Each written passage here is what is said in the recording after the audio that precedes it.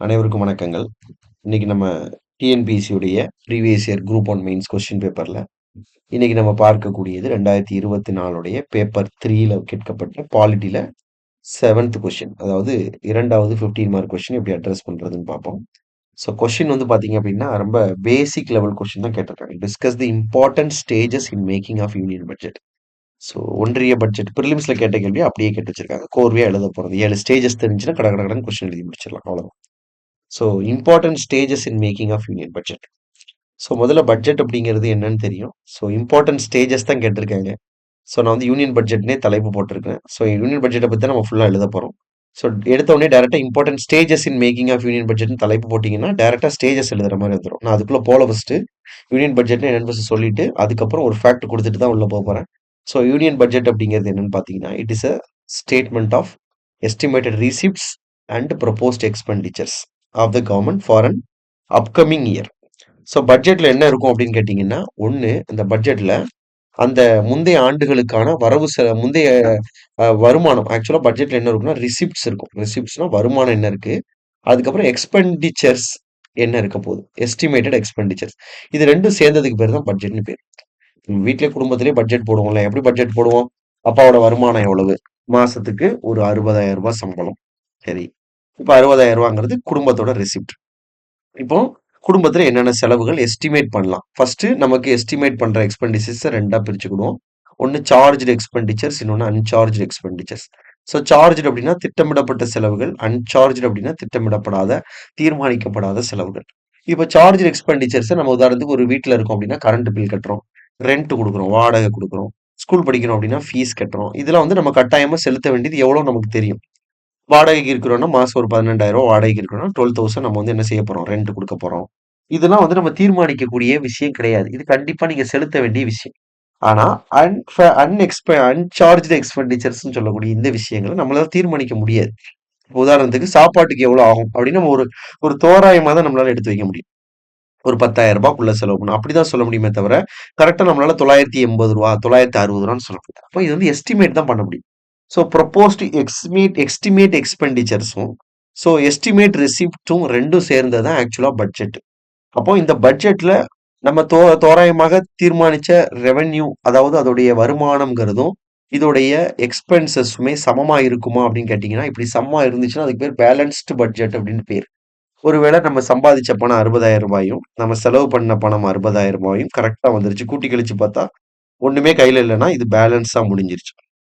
அன்பேலன்ஸ்டா இருக்கும்போது sometimes revenue, அதாவது நம்மளோட ரெசிப்ட் அதிகமாகவும் எக்ஸ்பெண்டிச்சர்ஸும் கம்மியா இருக்கு. உதாரணத்துக்கு நான் 60,000 ரூபாய் சம்பளம் வாங்குறேன் அப்படின்னா இங்க ஒரு 50,000 ரூபாய்க்கு நான் செலவு பண்றேன்னா 10,000 ரூபாய் எனக்கு லாபமா இருக்கு, மிச்சப்படுத்துறேன். இதுக்கு பேர் வந்து பாத்தீங்கன்னா பாசிட்டிவான உங்களுக்கு ஃபேவரபிள் அப்படின்னு சொல்றோம். ஃபேவரபிளான உங்களுக்கு டெபிசிட், ஃபேவரபிளான ஒரு ஒரு ஃபீச்சர் இங்க நடக்கும். இதே இது சப்போஸ் நான் சம்பாதிச்சிருக்கக்கூடிய ரெசிப்டை விட எக்ஸ்பெண்டிச்சர்ஸ் அதிகமா இருக்குன்னா அன்ஃபேவரபிளான ஒரு நிகழ்வு நடக்குது. இதுதான் நம்ம டெபிசிட், பற்றாக்குறைன்னு சொல்றோம். ஸோ நம்மளுடைய பட்ஜெட் இதுல தேர்ட் கேட்டகரி தான். எப்பவுமே நம்மளுடைய ரெசிப்ட்ஸை விட நம்மளுடைய எக்ஸ்பெண்டிச்சர்ஸ் தான் அதிகமா இருக்கு. ஸோ அதனால நம்மளுடைய பட்ஜெட் எப்பவுமே ஒரு டெபிசிட் பட்ஜெட்டாக தான் இருக்கு. ஸோ அப்போ பட்ஜெட்ல மேக்சிமம் என்ன இருக்கும் அப்படின்னா நம்மளுடைய ரெசிப்டும் நம்மளுடைய எக்ஸ்பெண்டிச்சர்ஸும் ஒரு ஒரு எஸ்டிமேட் பண்ண அளவுல இருக்கும் வரக்கூடிய ஆண்டு. இப்போ பிப்ரவரி மாசம் நம்ம ஸ்டார்ட் பண்றோம்னா ஏப்ரல் 1ல இருந்து அடுத்த வருஷம் மார்ச் 31 வரைக்கும் நம்ம பட்ஜெட் போட போறோம். இப்போ அந்த வேலையை பிப்ரவரில இருந்து நம்ம ஸ்டார்ட் பண்றோம். ஸோ யூனியன் பட்ஜெட் அப்படிங்கிறது என்னன்னா it is a statement of estimated receipts and the estimated expenditures for the entire government for next year, இல்லைன்னா for upcoming year, upcoming financial இயர்க்காக.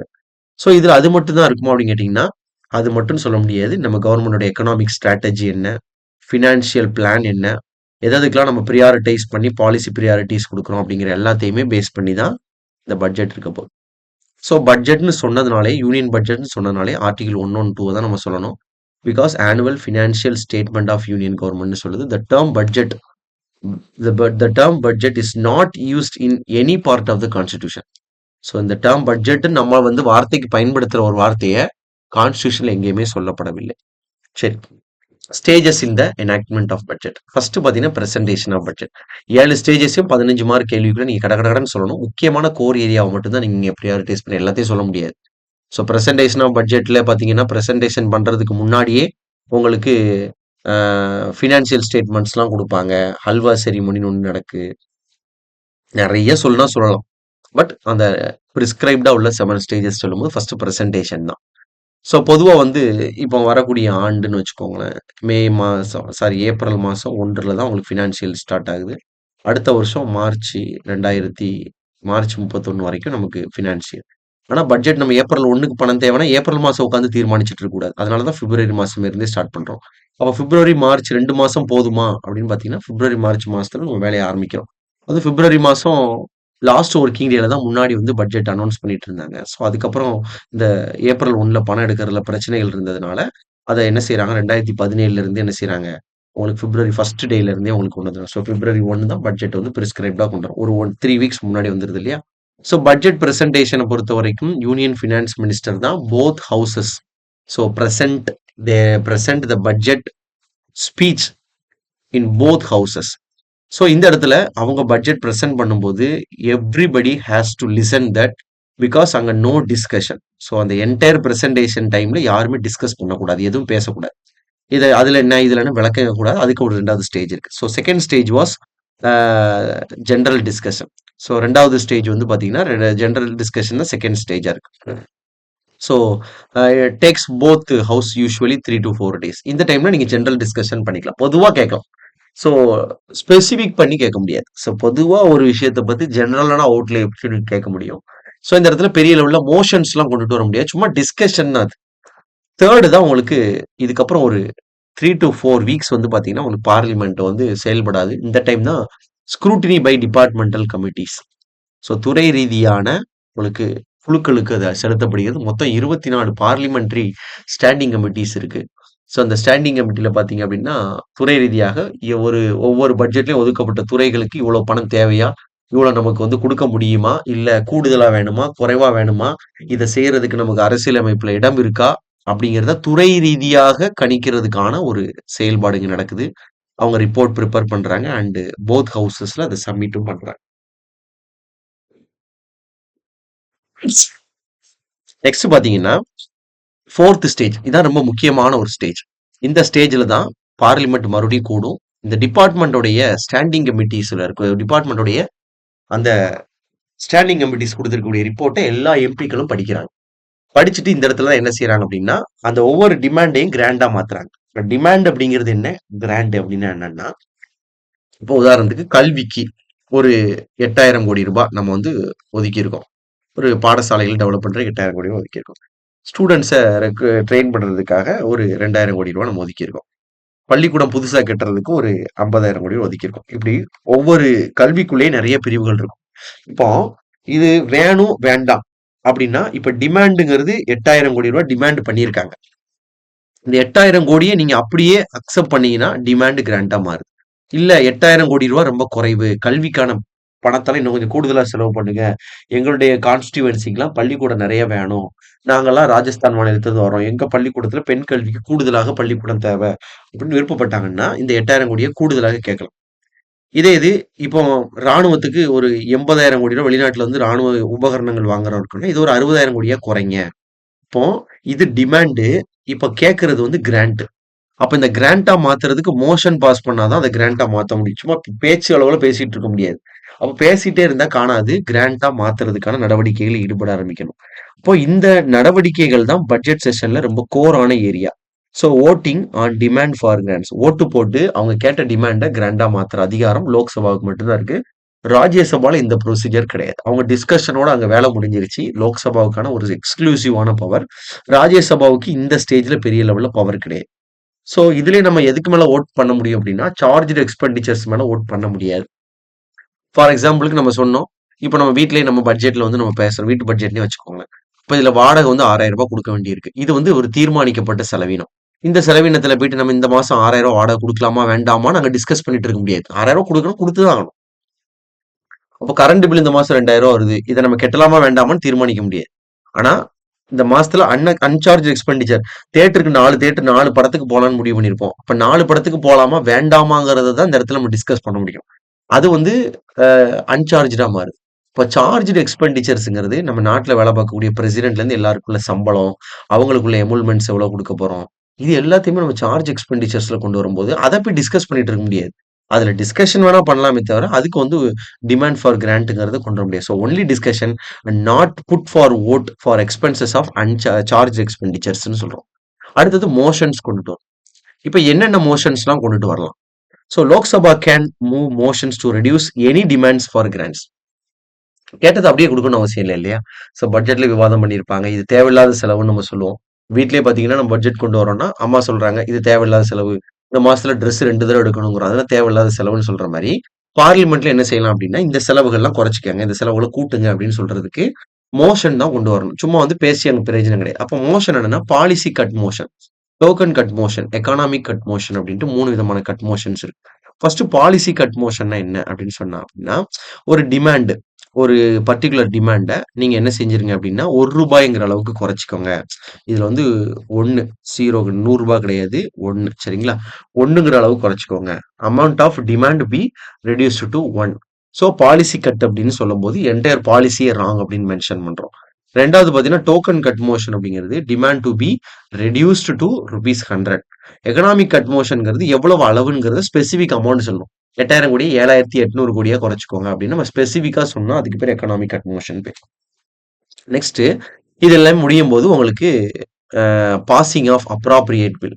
Appropriate bill அப்படின்னா என்னன்னா, நம்மளுடைய கான்ஸ்டியூஷன் என்ன சொல்லியிருக்கு அப்படின்னா, ஈவன் எ சிங்கிள் ரூபி ரூபாய் கூட நம்ம என்ன செய்யக்கூடாது, இந்திய அரசாங்கத்தின் கன்சாலிடேட் ஃபண்ட்ல இருந்து எடுக்கணும் அப்படின்னா, அப்ராப்ரியேஷன் பில்னு ஒண்ணு பாஸ் பண்ணி, அதையும் குடியரசுத் தலைவர் கையெழுத்து போட்டாதான் நம்ம எடுக்க முடியும். இப்ப நம்ம பேங்க்ல வந்து நமக்கு பணம் இருக்கு. ஓகேங்களா? இப்ப பேங்க்ல வந்து பணம் நீங்க வச்சிருக்கீங்க. ஒரு ரூ. 1,00,000 உங்களுக்கு பணம் டெபாசிட்ல இருக்குன்னு வச்சுக்கோங்க. பணம் இருந்தாலும் நீங்க பேங்க் போய் எனக்கு ரூ. 1,00,000 பணத்த தாங்கன்னா தரமாட்டாங்க. அப்ப பேங்க்ல போய் பணம் தாங்கன்னா தர்றதுக்கு ஒரு வழி இருக்கு. என்ன செய்யணும்? உங்களுக்கு ஒரு ஸ்லிப் குடுப்பாங்க. அந்த ஸ்லிப்ல நீங்க எழுதணும். உங்களுக்கு எவ்வளோ பணம் வேணும்னு எழுதணும். இல்ல ஒரு செக் புக்க நீங்க வந்து எழுதி குடுத்தா தான் பேங்க்ல பணம் தருவாங்க. நீங்க உங்க பணம் தான். அத எடுக்கிறதுக்கு உங்களுக்கு ரைட்ஸ் இருக்கு. ஆனா அதுக்கு ஒரு வழி இருக்கு. அப்போ இந்த பாசிங் ஆஃப் அப்ராப்ரியேஷன் பில் அப்படிங்கிறது, அந்த பில் பாஸ் பண்ணா தான் அந்த பணத்த நம்மளால எடுக்க முடியும். அப்ப இந்த இடத்துல நீங்க no money shall be withdrawn under the appropriation by law. So parliament ஒரு கரஸ்பாண்டிங் பில் என்ன செய்யணும்னா பாஸ் பண்ணணும். பாஸ் பண்ணி அந்த பணத்த நம்ம எடுத்துக்கலாம். 6த் ஒண்ணு பார்த்தீங்கன்னா, இந்த ப்ராசஸ் நடக்கும்போதே கிட்டத்தட்ட இந்த ஸ்டேஜ் வரும்போதே ஏப்ரல் மாசத்த தொற்றும். அப்ப ஏப்ரல் 1ல இருந்து நமக்கு கவர்மெண்ட்டுக்கு பணம் தேவ. அப்போ மார்ச் 31 இந்த கணக்கே முடியுது. இப்ப union government need money after 31st of March. So என்ன செய்றாங்கன்னா, லோக்சபா ஒரு 1/6 ஆஃப் த அமௌண்ட்ட அட்வான்ஸா குடுக்குறாங்க. இப்ப நம்ம வேலைக்கு சேர்றோம். வேலைக்கு சேர்ற இடத்துல நமக்கு ஒரு சம்பளம் ஒரு ஒரு ரூ. 50,000 ஃபிக்ஸ் பண்றாங்கன்னா, ஃபர்ஸ்ட் வேலைக்கு சேர்ந்து அடுத்த மாசம் வரைக்கும் சம்பளம் கிடைக்கிறதுக்கு பதிலா ஒரு அட்வான்ஸ் தாங்க அப்படின்னு கேட்டேன்னா, அட்வான்ஸ் எவ்வளோ குடுப்பாங்க?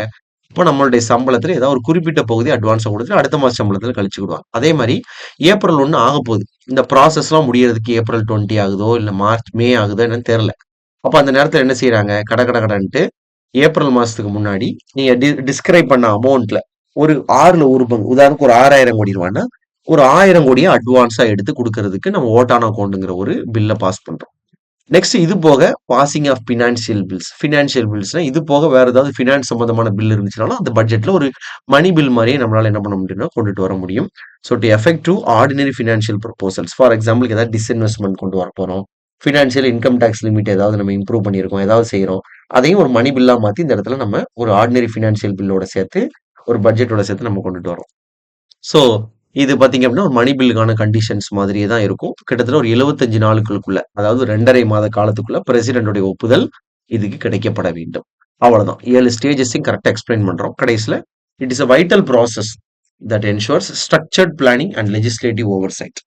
ஸோ நம்ம நாட்ட பொறுத்தவரைக்கும் திட்டமிட்டு செயல்படுத்துறோம். அப்போ ஒரு திட்டம்ங்கிறது ஒரு ஒரு கட்டமைக்கப்பட்ட திட்டமாக இருக்கணும். சும்மா வந்து பணம் இருக்குங்கிறதுக்காக யாருனாலும் எடுத்து அங்க பேச முடியாது. யாருனாலும் எடுத்து அந்த இடத்துல பேச முடியாது. யாருனாலும் பணத்த எடுத்து பயன்படுத்த முடியாது. அதுக்கு ஒரு ஸ்ட்ரக்சர் இருக்கு. அதுதான் இந்த பட்ஜெட் ஸ்ட்ரக்சர். ஸோ இந்த ப்ராசஸ்ங்கிறதே ஒரு structured planning and legitimacy oversight of legislative assembly. So legislative உடைய ஓவர்சைட். அவங்களுடைய அதிகாரம். பார்லிமென்ட்ல இருக்கக்கூடிய ஒவ்வொருத்தரும் அதுல கவனம் செலுத்தும் பொழுது, இந்தியாவுடைய ஒட்டுமொத்த மக்களும் அந்த பாராளுமன்ற இறையாண்மை மூலமாக இந்த பட்ஜெட்ட ஒழுங்குபடுத்துறாங்க அப்படிங்கிறத நம்ம புரிஞ்சுக்கிறோம். ஸோ இதான் ரொம்ப பேசிக் கேள்வி. இந்த மாரி கேள்விகள்லாம் கேட்க மாட்டாங்க. இது ரொம்ப ரேரான கொஸ்டின்ஸ். ஏன் அப்டின்னா, இப்படி டைரக்ட் கொஸ்டின்ஸ்லாம் வந்து நம்ம வந்து படிச்சிருப்போம். அந்த கொஸ்டின் அப்ளை பண்றதுக்கான பிளாட்ஃபார்ம்ஸ் இதுதான். இதுதான் உங்களுக்கு மார்க்க ரொம்ப என்ரிச் பண்ணி குடுக்கும். 15க்கு நீங்க 14 மார்க் இந்த மாரி கொஸ்டின்ஸ் நீங்க ஈஸியா வாங்கிட்டு போயிரலாம். ஏன்னா, இதுல நீங்க வந்து புதுசா உங்களுடைய இன்னோவேஷன்ங்கிறது ஒண்ணும் கிடையாது. அப்படியே நீங்க தெரிஞ்சிருக்கிற விஷயத்த இங்க எழுத போறீங்க. So important stages in making of union பட்ஜெட்னா, பட்ஜெட்ட பத்தி ஒரு இன்ட்ரோடக்ஷன் குடுத்துட்டு, டைரக்ட்டா ஸ்டேஜஸ் 7 ஸ்டேஜஸும் கரெக்ட்டா எழுதிட்டு, இந்த motion policy cut, token cut, economic cut motions, appropriate bill, voting on account, vote on account, passing of financial bills 7யும் சொல்லிட்டு கன்க்ளூஷன் குடுத்துட்டீங்கன்னா, உங்களுக்கு 14 மார்க் கரெக்ட்டா அ அழகா நீட்டா அழகா எழுதணுங்கிறது முக்கியம் கிடையாது. அ நீங்க எழுதுறது வந்து பார்த்தீங்கன்னா, புரியணும். பிளஸ் வந்து அந்த ப்ராப்பர் அலைன்மென்ட்ல எழுதுனீங்கன்னா, நீங்க ஃபுல் மார்க் கூட இந்த கொஸ்டினுக்கு எடுக்கலாம். Thank you.